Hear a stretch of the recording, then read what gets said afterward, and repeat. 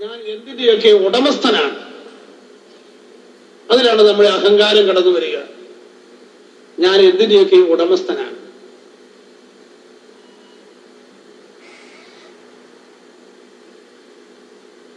നമുക്ക് നമ്മുടെ കൈവശം ഇരിക്കുന്ന എല്ലാം നമുക്ക് പരിപൂർണമായി കർത്താവിന് മുമ്പിൽ അടിയറ വയ്ക്കുവാനായിട്ട് കഴിയട്ടെ. നമ്മുടെ മേലുള്ള എല്ലാ ഉടമസ്ഥാവകാശവും നമ്മൾ ദൈവത്തിന് ഏൽപ്പിച്ചു കൊടുക്കണം. അങ്ങനെയാണ് നമ്മൾ എളിമയിലേക്ക് വളരേണ്ടത്. ഉടമസ്ഥാവകാശം ഉപേക്ഷിക്കുക. എന്തെങ്കിലും ഉടമസ്ഥത നമ്മുടെ ഉള്ളിൽ ഇരിക്കുന്നത് കൊണ്ടാണ് നമുക്ക് പലപ്പോഴും മുറിവുണ്ടാകുക.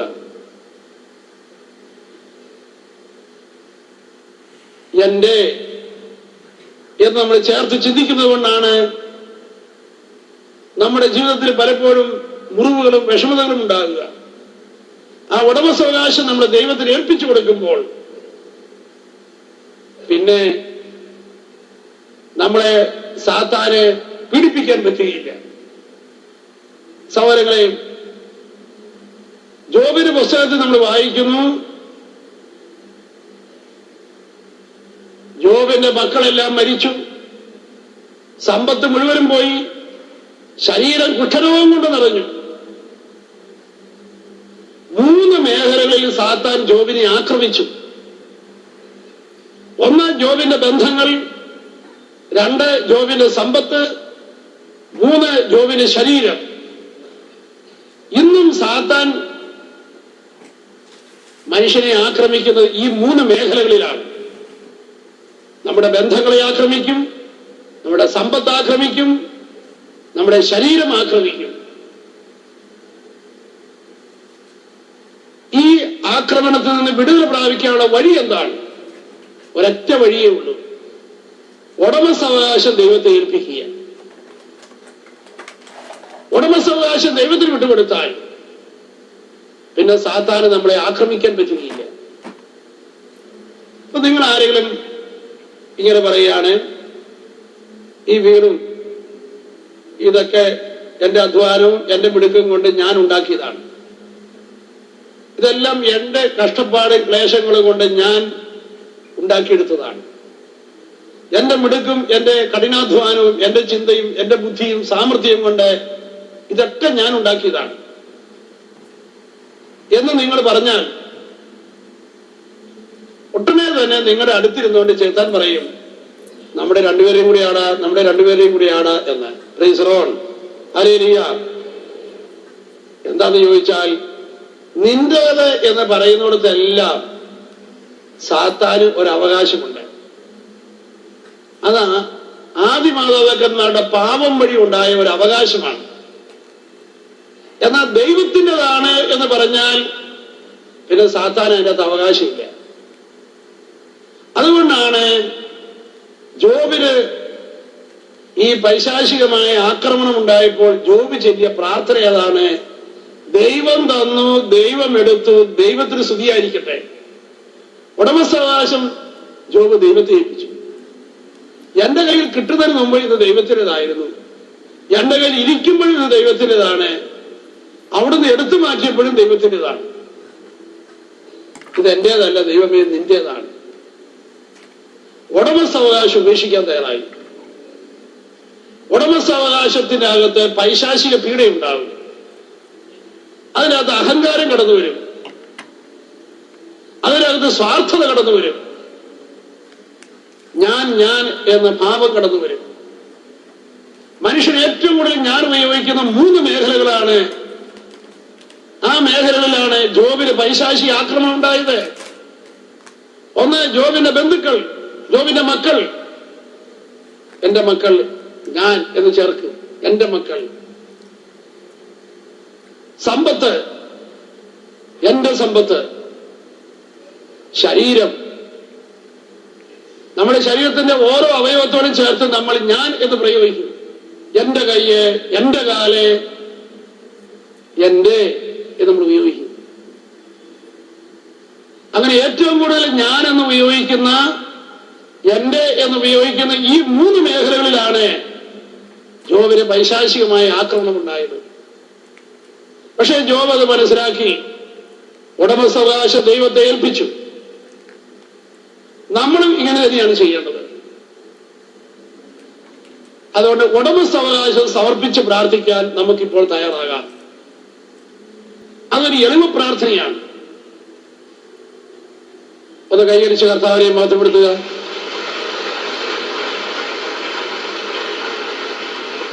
Hallelujah, hallelujah, hallelujah, hallelujah, hallelujah, hallelujah, hallelujah, hallelujah, hallelujah.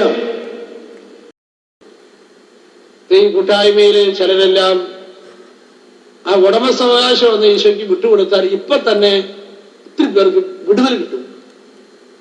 Hallelujah, hallelujah, hallelujah, hallelujah. ദൈവം തരാത്തതായി നമ്മുടെ കൈവശം എന്താ ഉള്ളത്? ഇതിന്റെ എല്ലാം ഉടമസ്ഥനും നാഥനും ദൈവം തന്നെയാണ്. ഒരിക്കല് ഒരു സഹോദരിയും അവരുടെ ഭർത്താവിനെ കുറിച്ച് ഓർത്ത് വളരെയധികം വിഷമിച്ചിരിക്കുകയായിരുന്നു. ഭർത്താവ് വളരെ മാരകമായ രോഗത്തിൽ കഴിയുകയാണ്. ആ രോഗത്തിന്റെ കാഠിന്യത്തെ കുറിച്ച് ഓർത്ത് ദുഃഖിച്ചുകൊണ്ടിരിക്കുകയാണ്. അവർ ധ്യാനത്തില് ഇവിടെ പങ്കെടുത്തു. 4 ദിവസവും അവര് ഭർത്താവിന്റെ രോഗത്തെ ഓർത്ത് കരഞ്ഞ് കരഞ്ഞ് പ്രാർത്ഥിച്ചു. പക്ഷെ രോഗത്തിന് കുറവൊന്നും ഉണ്ടായില്ല. അപ്പൊ അവരുടെ മനസ്സിൽ കുറേശ്ശെ നിരാശ വരാൻ തുടങ്ങി. ചിലതെങ്ങനെയാ, പ്രാർത്ഥിച്ചു കഴിഞ്ഞിട്ട് കിട്ടുന്നില്ല എന്ന് കണ്ട ഉടനെ മനസ്സിൽ നിരാശ വരും. എന്നാൽ സഹോദരങ്ങളെ, ആ സഹോദരിയുമായി സംസാരിച്ചപ്പോൾ ഞാൻ ആ സഹോദരിയോട് ഒരു കാര്യം പറഞ്ഞു. അത് നിന്റെ ഭർത്താവാണെന്നുള്ളത് ശരിയാണ്. പക്ഷേ ആ വ്യക്തി ഒന്നാമതായി ദൈവത്തിന്റെ സ്വന്തമാണ്, ദൈവത്തിന്റെ മകനാണ്. ഒന്നാമതായി ആ വ്യക്തി ദൈവത്തിൻ്റെതാണ്. നമ്മളെല്ലാവരും ഒന്നാമതായി ദൈവത്തിൻ്റെതാണ്. അതുകൊണ്ടാണ് ദൈവം നമുക്ക് തന്നിരിക്കുന്നത്. ദൈവമാണ് നമുക്ക് ഈ ബന്ധം തന്നത്. അപ്പനാക്കിയതും അമ്മയാക്കിയതും ഭർത്താവിനെ നൽകിയതും മക്കളെ നൽകിയതൊക്കെ ദൈവം നൽകിയതാണ്. പക്ഷെ അത് ഒന്നാമതായിട്ട് അവർ ദൈവത്തിൻ്റെതാണ്. അതുകൊണ്ട് നമ്മൾ ഏതൊരു വ്യക്തിക്ക് വേണ്ടി പ്രാർത്ഥിക്കുമ്പോഴും ആദ്യം ഈ ബന്ധം ഓർക്കണം.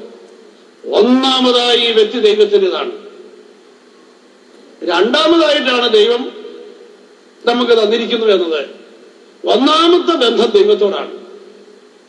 എല്ലാ വ്യക്തികൾക്കും ഒന്നാമത്തെ ബന്ധം ദൈവത്തോടാണ്. ആ ബന്ധം ഒരിക്കലും പൊട്ടാത്തതുമാണ്. നമുക്കറിയാം, ലാസർ രോഗിയായി എന്നറിഞ്ഞപ്പോൾ സഹോദരിമാര് യേശുവിന്റെ അടുക്കലേക്കില്ല ദൂതനെ പറഞ്ഞയച്ചെങ്കിലും ദൂതൻ ചെന്ന് യേശുവിനോട് പറഞ്ഞത് എന്താ? നീ സ്നേഹിക്കുന്നവൻ രോഗിയായിരിക്കുന്നു. യേശുവിന് ലാസറോടുള്ള ബന്ധമാണ് ദൂതൻ പറഞ്ഞത്. നമ്മളാണെങ്കിൽ എങ്ങനെയായിരിക്കും പ്രാർത്ഥിക്കുക? നമ്മുടെ ബന്ധം പറഞ്ഞാൽ പ്രാർത്ഥിക്കുക. എന്റെ ഭർത്താവ്, എന്റെ ഭാര്യ, എന്റെ മകൻ, എന്റെ മകള്, നമ്മുടെ ബന്ധമായിരിക്കും നമ്മൾ പറയുക. എന്നാൽ ദൂതൻ യേശുവിനോട് പറഞ്ഞത് യേശുവിന് ലാസറോടുള്ള ബന്ധമാണ് പറഞ്ഞത്. നീ സ്നേഹിക്കുന്നവൻ രോഗിയായിരിക്കുന്നു. ഇതാണ് നമ്മൾ ആർക്കെങ്കിലും വേണ്ടി പ്രാർത്ഥിക്കുമ്പോഴേ ഈശോയ്ക്ക് ആ വ്യക്തിയുമായുള്ള ബന്ധമാണ് നമ്മൾ ഓർക്കുകയും ഏറ്റുപറയുകയും ചെയ്യേണ്ടത്. കർത്താവേ, നീ സ്നേഹിക്കുന്നവൻ. അമ്മ മറന്നാലും അപ്പൻ മറന്നാലും ഒരിക്കലും ഞാൻ മറക്കുകയില്ല എന്ന് പറഞ്ഞ ആ ദൈവം, ആ സർവശക്തനായ ദൈവം, ആ ദൈവം ഒരിക്കലും ഉപേക്ഷിക്കാത്ത ദൈവം, ആ കർത്താവ് രോഗിയായ നിന്റെ ആ ബന്ധുവിന്റെ മുമ്പിലുണ്ട്. പല വിധത്തിലെ തകർച്ചയിൽ കഴിയുന്ന ആ വ്യക്തിയുടെ മുമ്പിൽ ഈശോ നിൽപ്പുണ്ട്. നമ്മൾ പോലും ഒരുപക്ഷെ ആ വ്യക്തിയുടെ സ്വഭാവ തകർച്ച കണ്ട് ചിലപ്പോൾ നാളെ അല്ലെ മറ്റന്നാൾ ചിലപ്പോൾ കൈവിട്ടേക്കാം. പക്ഷെ ഈശോ ഒരിക്കലും ആ വ്യക്തിയെ കൈവിടുന്നില്ല. ആ യേശു 24 മണിക്കൂറും ആ വ്യക്തിയുടെ മുമ്പിലുണ്ട്. ഇത് നമ്മൾ വിശ്വാസത്തെ കണ്ടുകൊണ്ട് കാണണം. ഇത് കണ്ടുകൊണ്ട് വേണം നമ്മൾ പ്രാർത്ഥിക്കുവാൻ. അതല്ല എങ്കിൽ നമ്മുടെ ഉള്ളില് ഉടമസ്ഥാവകാശം നമ്മള് ബലിപീഠത്തിൽ വെക്കുന്നില്ലെങ്കിൽ അവിടെ ഒരു ആരാധന നടത്താൻ സാധ്യമല്ല. എങ്ങനെയാണ് ദൈവത്തെ ആരാധിക്കേണ്ടത്? ഉടമസ്ഥാവകാശം ദൈവത്തിന് വിട്ടുകൊടുത്തുകൊണ്ടാണ് ദൈവത്തെ ആരാധിക്കേണ്ടത്, ദൈവത്തെ സ്തുതിക്കേണ്ടത്. ഉടമസ്ഥാവകാശം ഉപേക്ഷിക്കാതെ പ്രാർത്ഥിക്കുമ്പോൾ പലവിധത്തിലുള്ള പൈശാചിക പീഡകൾ മനസ്സിലേക്ക് കടന്നു വരും. പ്രാർത്ഥനയിൽ വിശ്വാസം നഷ്ടപ്പെടുക, പ്രാർത്ഥനയിൽ വിരസതയായിട്ട് അനുഭവപ്പെടുക, ഇങ്ങനെയുള്ള തടസ്സങ്ങൾ പോയി അനുഭവപ്പെടാൻ തുടങ്ങും. എന്നാൽ ഉടമസ്ഥാവകാശം യേശുവിന് വിട്ടുകൊടുത്ത് അതുകൊണ്ട് ബന്ധങ്ങളുടെ മേഖലയിൽ ഒത്തിരി വേദനിച്ചുകൊണ്ടിരിക്കുന്നവരുണ്ടാകും. ആരെങ്കിലും പ്രിയപ്പെട്ടവരായ വ്യക്തികളുടെ രോഗമോ അവരുടെ സ്വഭാവ തകർച്ചകളോ അല്ലെങ്കിൽ അവരുടെ സാമ്പത്തിക മേഖലയിലെ പരാജയങ്ങളോ ഇത് ഈ കൂട്ടായ്മയിൽ ഏതെങ്കിലും വ്യക്തികളെ പീഡിപ്പിച്ചുകൊണ്ടിരിക്കുന്നുണ്ടെങ്കിൽ നീ ഏത് വ്യക്തിയെക്കുറിച്ചാണോ ഓർത്തോർത്ത് ദുഃഖിച്ചുകൊണ്ടിരിക്കുന്നത് ആ വ്യക്തി ഒന്നാമതായിട്ട് യേശുവിൻ്റെതാണ് എന്ന് മനസ്സിലാക്കുക. അമ്മ മറന്നാലും മറക്കുകയില്ല എന്ന് പറഞ്ഞ യേശു, ഞാൻ നിന്നെ അവഗണിക്കുകയോ തള്ളിക്കളയുകയോ ചെയ്യുകയില്ല എന്ന് പറഞ്ഞ ഈശോ, ആ ഈശോ നീ ആരെ ഓർത്ത് വേദനിക്കുന്നു ആ വ്യക്തിയുടെ മുമ്പിൽ നിൽക്കുന്നത് കാണുക. എന്നിട്ട് ആ കർത്താവിന്റെ ശക്തി ആ വ്യക്തിയിലേക്ക് ഒഴുകാൻ വേണ്ടി നീ അനുഗ്രഹിച്ച് പ്രാർത്ഥിക്കുക. Praise the Lord. Hallelujah, hallelujah. നമുക്കത് എഴുതി നിൽക്കാം. കടലടച്ച കൈകളെ യാറാവറെ പിടിച്ചുകൊണ്ട് നമുക്കത് പ്രാർത്ഥിക്കാം. നമുക്ക് നമ്മളെ ഈ കുർബാനയില് എല്ലാവിധത്തിലുള്ള വ്യസനത്തിൽ നിന്ന് കർത്താവ് മോചിപ്പിക്കട്ടെ. എല്ലാവിധത്തിലുള്ള നഷ്ടബോധത്തിൽ നിന്ന് കർത്താവ് നമ്മളെ മോചിപ്പിക്കട്ടെ. എല്ലാവിധത്തിലുള്ള കുറ്റബോധത്തിൽ നിന്ന് കർത്താവ് നമ്മളെ മോചിപ്പിക്കട്ടെ. നമ്മൾ യേശുവിന്റെ സ്വന്തമാണ്. നീ നിന്റേതല്ല, യേശുവിൻ്റെതാണ്. നമ്മുടെ കാര്യത്തിൽ കർത്താവിന് താല്പര്യമുണ്ട്. 1 പത്രോസ് 5:6-7 വാക്യങ്ങൾ, നിങ്ങളുടെ ആകുലതകളും ഉത്കണ്ഠകളും അവിടുത്തെ ഏൽപ്പിക്കുവിൻ, എന്തെന്നാൽ അവിടുന്ന് നിങ്ങളുടെ കാര്യത്തിൽ ശ്രദ്ധാലുവാണ്. അത് നമ്മുടെ കാര്യത്തിൽ താല്പര്യമുള്ളവരാണ് അവിടുന്ന്. പ്രിയപ്പെട്ടവരെയും ഏതെങ്കിലും ഒരു ദുഃഖ സന്ദർഭങ്ങളിലേക്ക്, ഒരു വേദനാജനകമായ ഒരു അനുഭവത്തിലേക്ക് ദൈവം വലിച്ചെറിഞ്ഞ ജീവിതങ്ങളല്ല നമ്മൾ. ഇതാ നമ്മളെ ഒരിക്കലും ഉപേക്ഷിക്കാത്തവർ നമ്മുടെ അടുക്കലുണ്ട്. നമുക്ക് വേണ്ടി ജീവൻ ബലികഴിച്ചവൻ നമ്മുടെ മുമ്പിലുണ്ട്. ഈശോയുടെ ഓരോ തുള്ളി രക്തവും നമ്മൾ യേശുവിന് ആരാണ് എന്ന കാര്യം വിളിച്ചു പറയുന്നു. ഒരു ബന്ധം വിളിച്ചു പറയുന്ന വേദിയുടെ മുമ്പിലാണ് നമ്മൾ നിൽക്കുന്നത്. മറക്കാനാവാത്ത ഒരു ബന്ധം, സ്വന്തം രക്തം കൊണ്ടും സ്വന്തം ശരീരം നൽകിക്കൊണ്ടും ഇതാ ഈശോ പണിതുയർത്തിയ ബന്ധം, ജീവൻ നൽകി പണിതുയർത്തിയ ഒരു ബന്ധം. ഇതിനേക്കാൾ വലിയൊരു ബന്ധമില്ല. ഈ ഉന്നതമായ ബന്ധത്തിന്റെ സെലിബ്രേഷനാണ് നമ്മളിപ്പോൾ ഈ വിശുദ്ധ കുർബാനയെ നടത്തിക്കൊണ്ടിരിക്കുന്നത്. ബന്ധം ഓർക്കാൻ തുടങ്ങുമ്പോൾ തന്നെ നമ്മുടെ ഉള്ളിൽ വിടുതൽ ആരംഭിക്കാൻ തുടങ്ങിക്കഴിഞ്ഞു.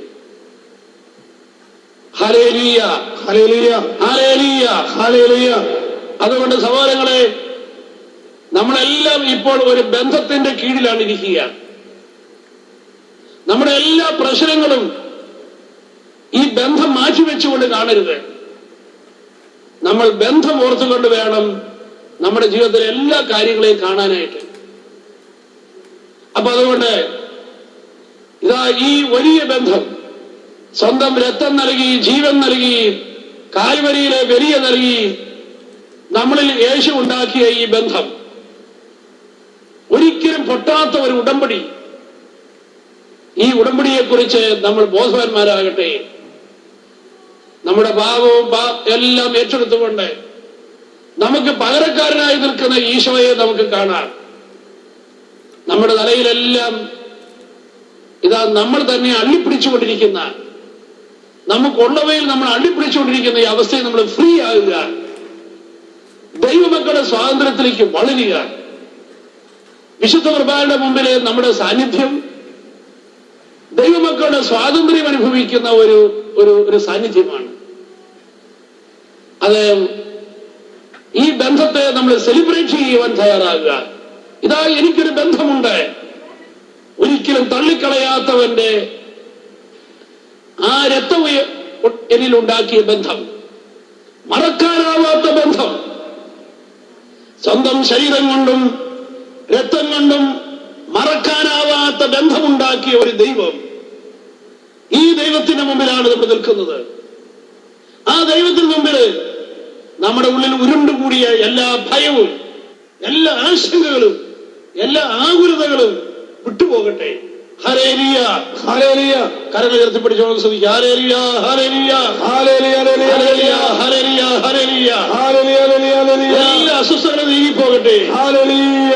എല്ലാ പൈശാചിക പീഡകളും നീങ്ങിപ്പോകട്ടെ. ഹല്ലേലൂയ. ഞാൻ ഒന്നാമതായി എന്റെ യേശുവിന്റേതാണ്. Hallelujah, hallelujah, hallelujah. ഞാനൊരു ദൈവ പൈതലാണ്. ഹല്ലേലൂയ.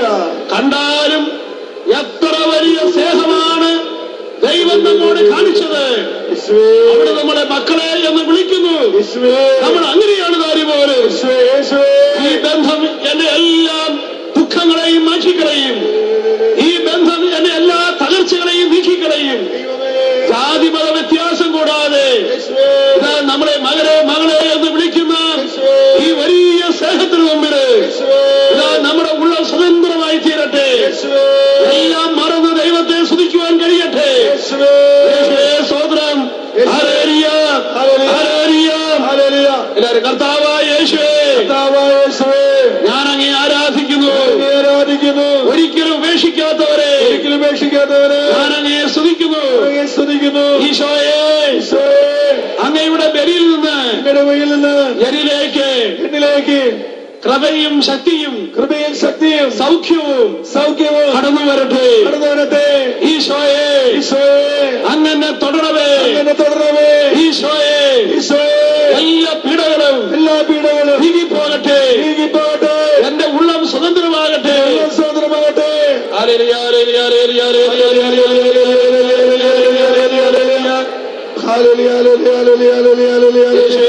യേശുവേ സ്വതന്ത്രം.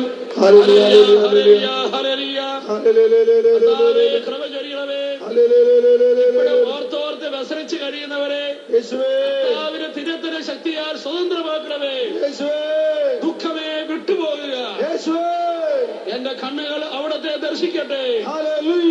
അവന്റെ മുഖത്തേക്ക് നോക്കിയ ആരും തന്നെ ലജ്ജിതരായി തീർന്നിട്ടില്ല. ദൈവിക പ്രകാശം കടന്നു വരട്ടെ.